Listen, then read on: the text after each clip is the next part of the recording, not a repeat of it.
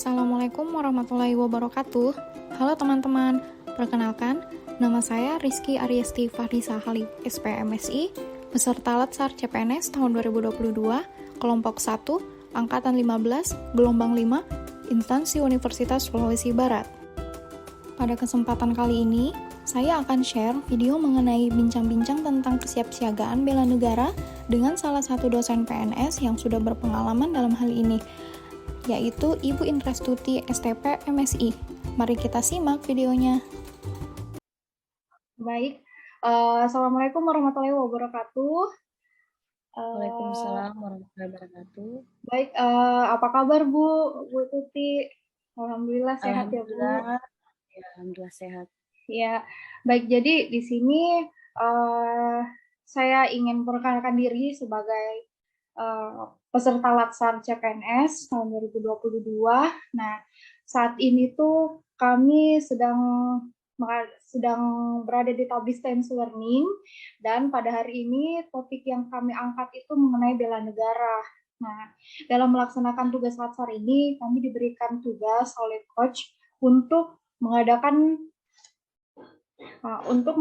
bincang-bincang bersama dosen PNS yang sudah berpengalaman. Dalam hal ini, saya menunjuk Ibu Indrastuti sebagai dosen PNS yang sudah berpengalaman dalam hal bela negara ini. Nah, di sini saya ada sedikit pertanyaan juga Bu, sebentar mengenai bela negara itu sendiri. Kan kita di sini sebagai ASN, sebagai dosen utamanya ya, kita perlu memahami bagaimana itu bela negara dalam kita implementasikan dalam tempat kerja ya.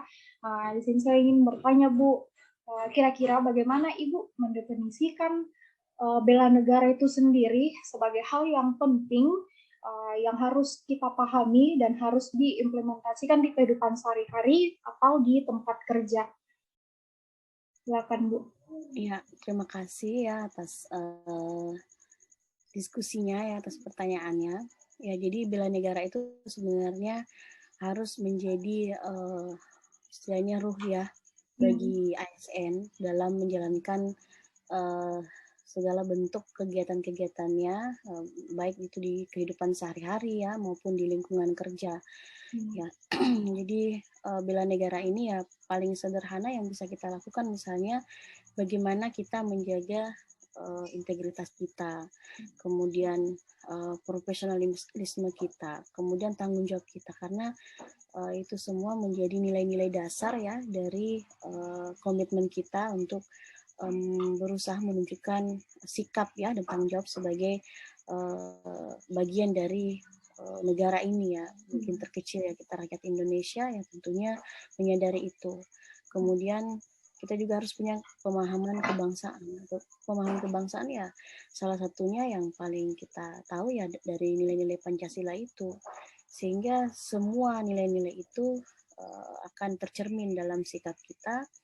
Tentunya akan punya dampak bagi bagaimana kita berkomitmen dalam tujuan kita untuk bela negara. Ya, misalnya tadi ada rela berkorban ya, kemudian mencintai cinta tanah air ya, kemudian toleransi ya, dan juga menjaga nilai-nilai Pancasila itu sendiri sehingga tidak gampang terpengaruh oleh paham-paham yang mungkin mengancam itu sendiri. Misalnya ada paham-paham radikal, itu yang kita harus hindari. Jadi itu mungkin kesadaran-kesadaran seperti itu yang harus kita bangun ya dalam upaya bela negara. Mungkin itu dari saya. Iya, jadi untuk kayak kita sendiri sebagai dosen itu perlu yang namanya integritas dan profesionalisme ya Bu.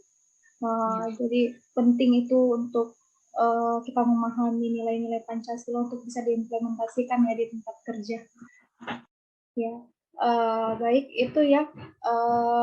Selanjutnya ini saya ingin menanyakan, bukan menanyakan sih, lebih ke ingin tahu kira-kira apa saja hal-hal yang sudah Ibu implementasikan dari beberapa nilai ini prinsip bela negara ini. Kan ada 5 nilai bela negara itu. Nah, yang pertama itu cinta tanah air.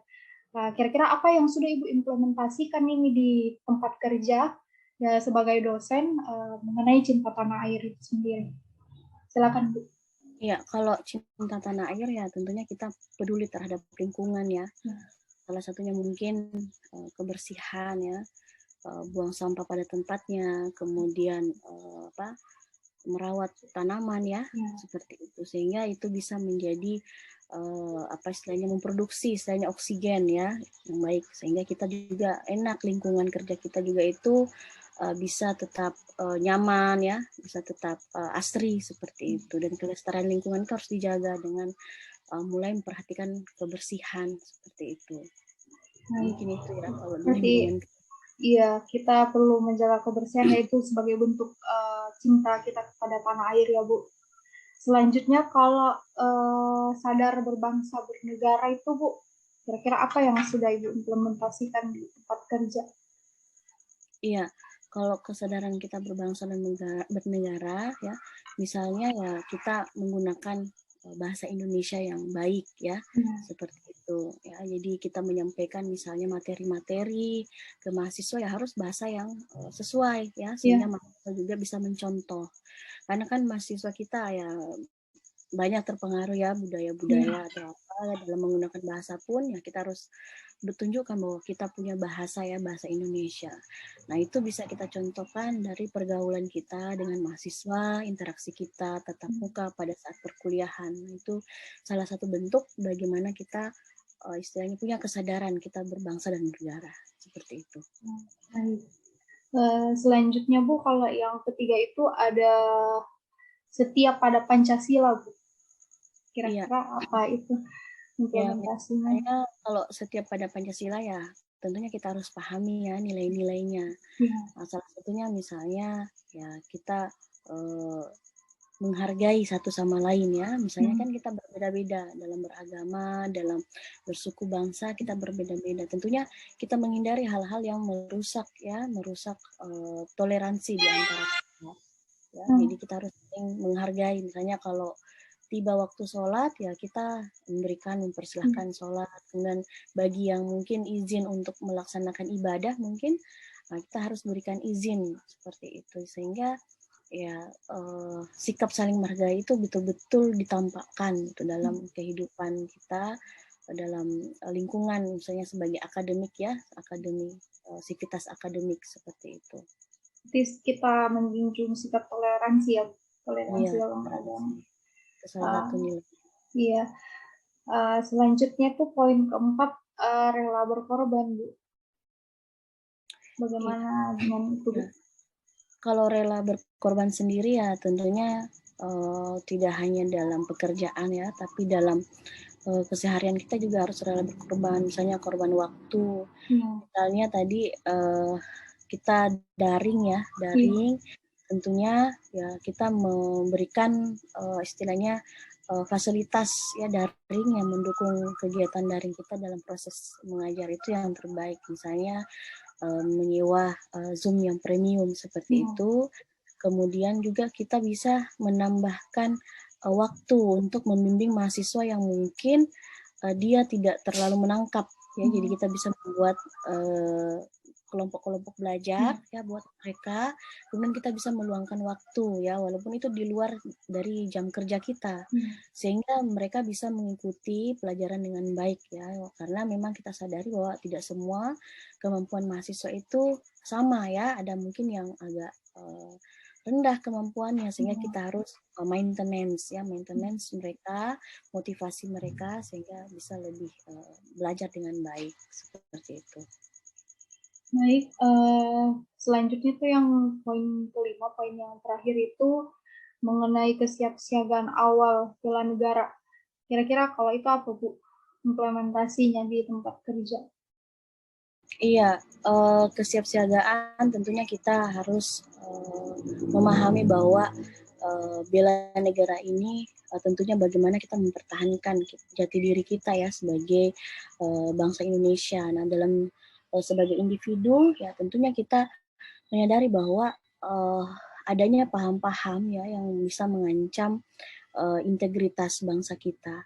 Yang paham-paham itu bisa saja dari radikalisme ya, fanatisme terhadap satu pemikiran ya, yang tentunya yang paling gampang terpapar itu adalah lingkungan kampus ya, dan yang paling gampang untuk menerima itu adalah mahasiswa. Sehingga dari awal misalnya mereka saat pengkaderan, kita harus selalu menanamkan kesadaran-kesadaran berbangsa ya, menanamkan nilai-nilai Pancasila, bahwa kita punya dasar dalam berpikir, dasar dalam bersikap yang sudah tertuang dengan jelas di dalam Pancasila, sehingga mereka mahasiswa itu sudah bisa istilahnya ya, memfilter ya paham-paham yang kemudian bisa saja masuk ya di dalam lingkungan mereka. Jadi kita sebagai dosen harus mungkin secara tidak langsung memonitoring ya kegiatan-kegiatan mahasiswa, baik itu organisasi intrakampus maupun ekstrakampus.